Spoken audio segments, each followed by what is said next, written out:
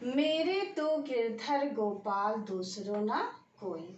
प्रस्तुत पद्यांश में कवित्री मीराबाई कहती हैं कि मेरे तो गिरधर गोपाल दूसरो ना कोई, अर्थात मेरे एकमात्र गिरधर गोपाल अर्थात कृष्ण ही मेरे एकमात्र अपने हैं, दूसरों न कोई, और इस संसार में उनको छोड़ करके कोई भी मेरा अपना नहीं है।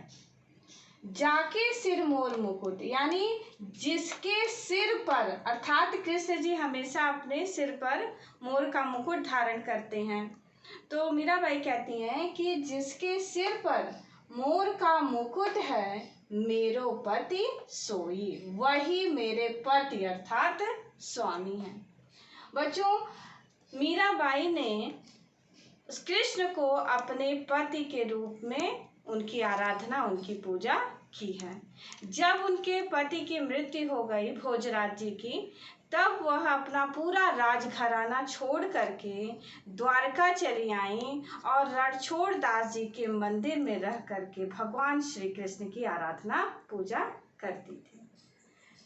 मीराबाई ने पूरी तरह से कृष्ण को अपना आराध्य मान लिया, अपना पति मान लिया और उनके चरणों में अपने आप को पूरी तरह से समर्पित कर दी हैं। तो कहती हैं कि इस संसार में कोई भी दूसरा और कोई मेरा अपना नहीं है। जिसके सिर पर मोर का मुकुट है, अर्थात कृष्ण ही मेरे एकमात्र पति हैं, स्वामी हैं। बच्चों, यहाँ पर गिरधर गोपाल, ये दोनों शब्द जो है वो कृष्ण के लिए प्रयुक्त हुए हैं।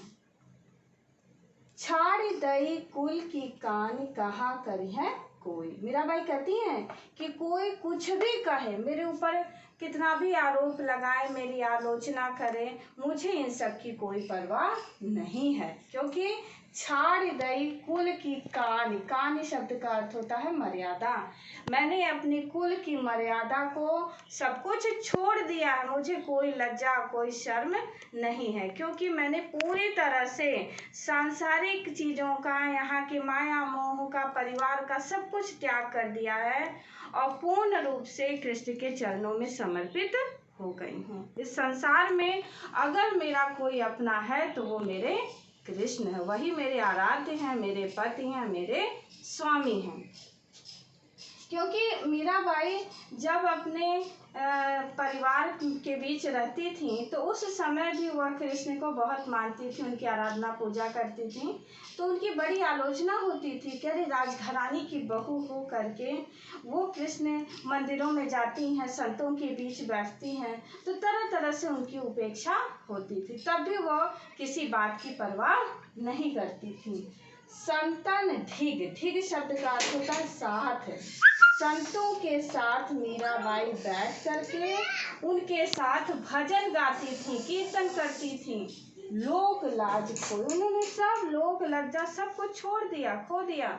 उनको कोई चिंता नहीं है, वो इस तरह से भक्ति में लीन हो गई हैं कि उनको सर्वत्र चारों तरफ कृष्ण ही कृष्ण दिखाई देते हैं। इसलिए वो कहती हैं कि मुझे मेरी कितनी भी कोई आलोचना करे, मुझे इसकी परवाह नहीं है। इसलिए वो मग्न होकर के, भक्ति में लीन होकर के, साधु संतों के बीच जा करके मंदिरों में बैठ करके भजन कीर्तन गाती रहती थी। असुवन जल सींच सींच प्रेम बेल बोई। मीराबाई कहती हैं कि मैंने अपने हृदय में कृष्ण के प्रेम रूपी बेल को बोया है। कैसे बोया है? अपने आंसुओं के जल से।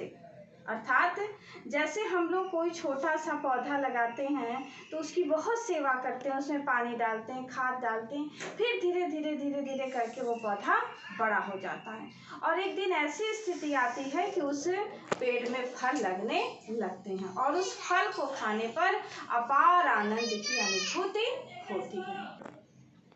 आंसुअन जल सींची सींची प्रेम बेल बोई।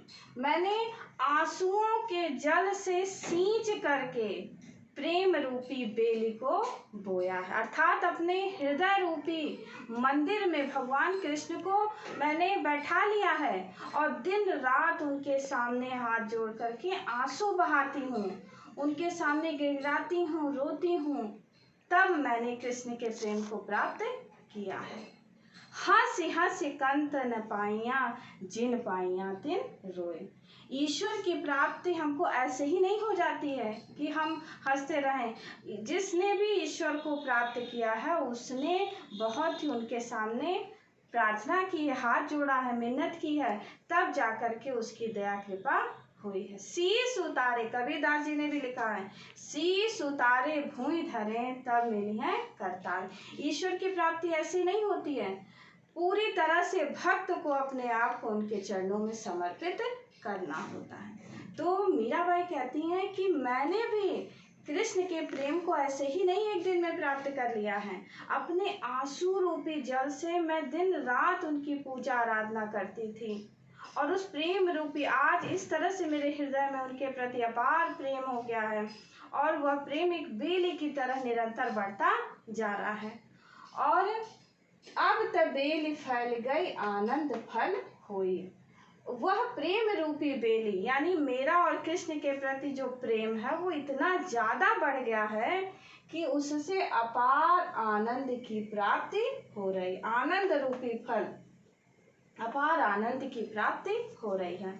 अगर कोई, मीराबाई कहती हैं कि अगर कोई मुझसे ये कहे कि तुम इस कृष्ण के प्रेम को छोड़ दो, किसी दूसरे को अपना लो, तो अब मेरे लिए यह संभव नहीं है, क्योंकि मैंने कृष्ण को के प्रेम को एक दिन में प्राप्त नहीं किया है। मैंने रोज प्रार्थना की है, आंसू गिराए हैं, मिन्नत की है, अपने को पूरी तरह से उनके चरणों में समर्पित किया है, तब जाकर के उनकी दया कृपा, उनका स्नेह, उनका प्रेम मुझे प्राप्त हुआ है। असुवन जल सींच सींच, बच्चों सींच सींच में पुनरुक्त प्रकाश अलंकार है। प्रेम बेली, प्रेम रूपी बेली, इसमें रूपक अलंकार है। अब त बेली फैल गई आनंद फल हुई, आनंद रूपी फल, इसमें भी रूपक अलंकार है।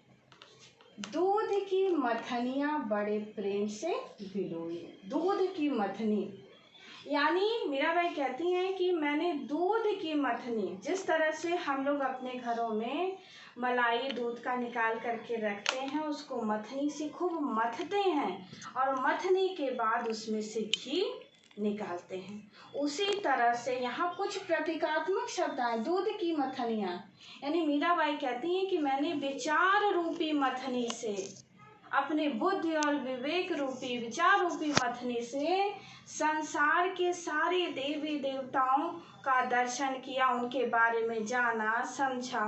बहुत मंथन चिंतन करने के बाद मैंने इस निष्कर्ष पर आई हूँ कि इस संसार में सभी कुछ आडंबर है, दिखावा है, उनमें से केवल कृष्ण भगवान ही, कृष्ण ही एकमात्र सार तत्व हैं जिसको मैंने घी के रूप में प्राप्त किया है। और जो बेकार की चीजें हैं, आडंबर से युक्त हैं, अज्ञानता से युक्त हैं, उसको मैंने छाछ की तरह अलग कर दिया है। जिस तरह से हम लोग मथनी से दूध को मथते हैं, मलाई को मथते हैं, उसके बाद घी को प्राप्त कर लेते हैं और बचा हुआ छाछ फेंक देते हैं, उसी तरह से इस संसार में रह करके मीराबाई ने अपनी बुद्धि विवेक से, अपने विचार रूपी मथनी से हर चीज का अवलोकन किया, उसको जाना, समझा, चिंतन मंथन किया, बहुत बारीकी से हर चीज को जाना, समझा, देवी देवताओं के बारे में जाना, समझा, और उनमें से उनको लगा कि एक सार तत्व कृष्ण जी हैं, उन्हीं से मेरा उद्धार होने वाला है, इसीलिए उन्होंने कृष्ण को प्राप्त कर लिया। मीराबाई कहती हैं कि इस संसार में बहुत से ऐसे लोग हैं जो एक दूसरे को भ्रमित करते हैं, रूढ़ियों से ग्रसित हैं, आडंबर से युक्त हैं। उन सभी चीजों को छोड़ते हुए उन सब में से उन्होंने सार तत्व कृष्ण को प्राप्त कर लिया है। दूध की मथनियां बड़े प्रेम से बिलोई, बिलोना माने मिटाना। संसार के हर देवी देवता, हर मंदिर मस्जिद, हर जगह जा करके इन्होंने बहुत ही गंभीरता से, गहराई से हर चीज को जाना और समझा है।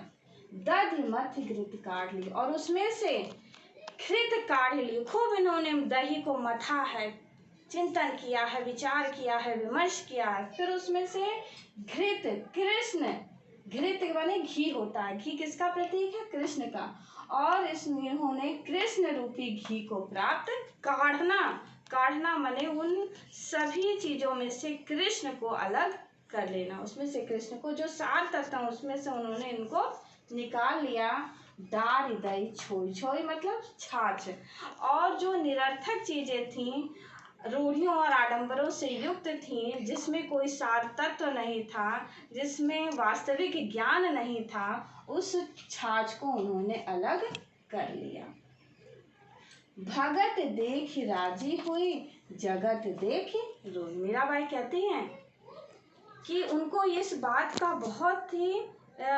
बहुत इस बात को वो जब सोचती हैं कि वो कृष्ण की भक्त हैं और उन्होंने कृष्ण जैसे भगवान को साक्षात प्राप्त कर लिया है, तो बहुत खुश होती हैं, प्रसन्न होती हैं और देखती हैं कि संसार में जो लोग कृष्ण को मानते हैं, जानते हैं, उनकी आराधना करते हैं, जब ऐसे भक्तों को संसार में देखती हैं तो बहुत खुश होती हैं, प्रसन्न होती हैं। उनको लगता है कि ये लोग बहुत भाग्यशाली हैं जिन्होंने कृष्ण को प्राप्त कर लिया है। और जगत देख रोई, और संसार के ऐसे लोगों को देख करके दुखी होती हैं जो इस सार तत्व अर्थात कृष्ण को जान ही नहीं पा रहे हैं, अज्ञानता में पड़े हैं, भ्रम में पड़े हैं। ऐसे लोगों को देखती हैं तो बहुत दुखी होती हैं कि अरे कैसा इनका दुर्भाग्य है कि प्रभु कृष्ण इनके बीच हैं और लोग कृष्ण को प्राप्त नहीं कर पा रहे हैं। कस्तूरी कुंडल बसे, अमृग ढूंढे बन माही। ये पंक्तियां पूरी तरह से इस पर लागू होती हैं कि कृष्ण सभी के साथ है, सबके अंदर है, बसे हुए हैं, लेकिन लोग अज्ञानतावश उनको प्राप्त नहीं कर पा रहे हैं। कस्तूरी कुंडल बसे, मृग ढूंढे बन माही। मृग की नाभि में ही वो सुगंध होता है और मृग जो है जंगल में इधर उधर भटकता रहता है। इस संसार में लोग इतने अज्ञानी हैं कि प्रभु श्री कृष्ण को प्राप्त नहीं कर पा रहे हैं। दास मीरा लाल गिरधर, तारो अब मोही। मीराबाई कहती हैं कि दासी गिरधर, गिरधर शब्द के आगे संबोधन चिन्ह लगा है, यानी कृष्ण को संबोधित करते हुए, संबोधन शैली का प्रयोग है यहाँ पर, उनको संबोधित करते हुए कहती हैं कि हे गिरधर लाल। लाल शब्द भी कृष्ण जी के लिए आया है। वो कहती हैं कि हे प्रभु, तारो अब मोही, अब आप ही मेरा उद्धार करें। यानी मीराबाई पूरी तरह से कृष्ण के चरणों में समर्पित हो गई हैं और वो कहती हैं कि अब आप ही मेरा उद्धार करिए, क्योंकि मेरे तो गिरधर गोपाल दूसरों ना कोई। इस संसार में कृष्ण को छोड़ करके मीरा के लिए कोई भी उनका अपना नहीं है। जाके सिर मोर मुकुट मेरो पति सोई। इस संसार में कृष्ण ही उनके स्वामी हैं, पति हैं, जो अपने सिर पर मोर का मुकुट धारण करते हैं, वही इनके आराध्य हैं। यानी मीराबाई ने अपने आप को पूरी तरह से कृष्ण के चरणों में समर्पित कर दिया है। इस प्रकार पूरी कविता में मीराबाई का समर्पण भाव अभिव्यक्त हुआ है। अनन्य भक्ति, कृष्ण के प्रति जो उनकी अनन्य भक्ति है वो इस पद में मिलता है। आगे अभी देखिए, मैंने आपको इस पूरी पंक्ति की व्याख्या, इसका अर्थ अच्छे से समझा दिया। अब आइए देखते हैं इस कविता का कला पक्ष। शिल्पगत सौंदर्य। बच्चों, किसी भी कविता के दो पक्ष होते हैं, पहला भाव पक्ष और दूसरा कला पक्ष। भाव पक्ष मतलब किसी भी कविता के अर्थ को जानना, ये कविता का भाव पक्ष है, ये आंतरिक पक्ष होता है। और कविता की पंक्तियों को देख करके इसके बाहरी स्वरूप का अवलोकन करना, ये कविता का कला पक्ष कहलाता है। कला पक्ष कविता का बाह्य पक्ष होता है। आइए अब हम इसके कला पक्ष या शिल्पगत सौंदर्य पर चर्चा करते हैं। मेरे तो गिरधर गोपाल दूसरों ना कोई। इस पंक्ति में गिरधर और गोपाल दो शब्द आए हैं। गिरधर यानी गिर धन धर, गिर माने पर्वत, धर माने धारण। पर्वत को उठाने के कारण कृष्ण जी का एक नाम गिरधर पड़ा है। गोपाल, गो माने गाय, पाल माने पालन करने वाला। गायों को चराने के कारण कृष्ण जी का नाम गोपाल पड़ा है। यहाँ पर एक लाल शब्द भी आया है, यह लाल शब्द भी कृष्ण जी के लिए प्रयुक्त हुआ है। तो बच्चों यहाँ पर गिरधर, गोपाल, लाल ये तीनों ही शब्द कृष्ण के पर्यायवाची शब्द हैं। अगला, मोर मुकुट, कुल की कानी कहा करी है कोई। इस पूरी पंक्ति में अनुप्रास अलंकार है। पुनरुक्ति प्रकाश अलंकार का भी प्रयोग हुआ है। बैठी बैठी तथा सींची सींची, इसमें पुनरुक्ति प्रकाश अलंकार है। रूपक अलंकार, प्रेम बेली तथा आनंद फल, इसमें रूपक अलंकार का प्रयोग है। प्रतीकात्मक शब्दों का प्रयोग भी इसमें हुआ है। जैसे दूध की मथनी किसका प्रतीक है? मनुष्य की बुद्धि तथा विवेक का प्रतीक है। घृत किसका प्रतीक है? कृष्ण का सार तत्व का प्रतीक है। छोई, छोई मतलब होता है छाछ, यह छाछ सांसारिक आडंबर, रूढ़ियों आदि का प्रतीक है। अगला है संबोधन चिन्ह। संबोधन चिन्ह होने के कारण संबोधन शैली का प्रयोग हुआ है। इसके कारण कविता सजीव हो जाती है। जब भी कविता में संबोधन शैली आता है का प्रयोग होता है तो वहां पर कविता सजीव होती है, ऐसा लगता है कि आमने सामने बात हो रही है। इस पूरी कविता में मीरा की अनन्य भक्ति का वर्णन हुआ है। प्रश्नवाचक चिन्ह लगा है। प्रश्नवाचक चिन्ह होने के कारण प्रश्न अलंकार है। संपूर्ण कविता में गीतात्मकता है, यानी पूरी कविता को गाया जा सकता है, गेयता का गुण विद्यमान है। संपूर्ण कविता में भाषा क्या है? राजस्थानी मिश्रित ब्रज भाषा का प्रयोग हुआ है। पूरी कविता जो है मुक्त छंद में लिखी गई है। इस कविता में मीराबाई की भक्ति भावना व्यक्त हुई है, इसलिए यहाँ पर भक्ति रस है। श्रृंगार रस का भी प्रयोग है। प्रेम की अभिव्यक्ति है, इसलिए भक्ति रस के साथ साथ श्रृंगार रस भी है। श्रृंगार रस। बच्चों कविता में माधुर्य गुण विद्यमान है। देखिए इस पर ध्यान दीजिए। भक्ति के रूप, भक्ति के कई रूप देखने को मिलते हैं हिंदी साहित्य में। दास्य भाव की भक्ति, सख्य भाव की भक्ति, माधुर्य भाव की भक्ति। हिंदी साहित्य में गोस्वामी तुलसीदास जी ने दास्य भाव की भक्ति देखने को मिलती है। गोस्वामी तुलसीदास जी हमेशा अपने आप को राम का दास कहते हैं। सख्य भाव की भक्ति हिंदी साहित्य के कवि सूरदास जी में देखने को मिलता है। सूरदास जी अपने आप को कृष्ण का सखा कहते हैं। माधुर्य भाव की भक्ति, मीराबाई की इस संपूर्ण जो कविता है इसमें माधुर्य भाव की भक्ति है। माधुर्य शब्द का अर्थ होता है प्रेम। मीराबाई की रचनाओं में माधुर्य भाव की भक्ति का प्रयोग है। तो इस प्रकार मैंने आपको मीराबाई की इस कविता की व्याख्या तथा इसका कला पक्ष आपको समझा दिया। धन्यवाद।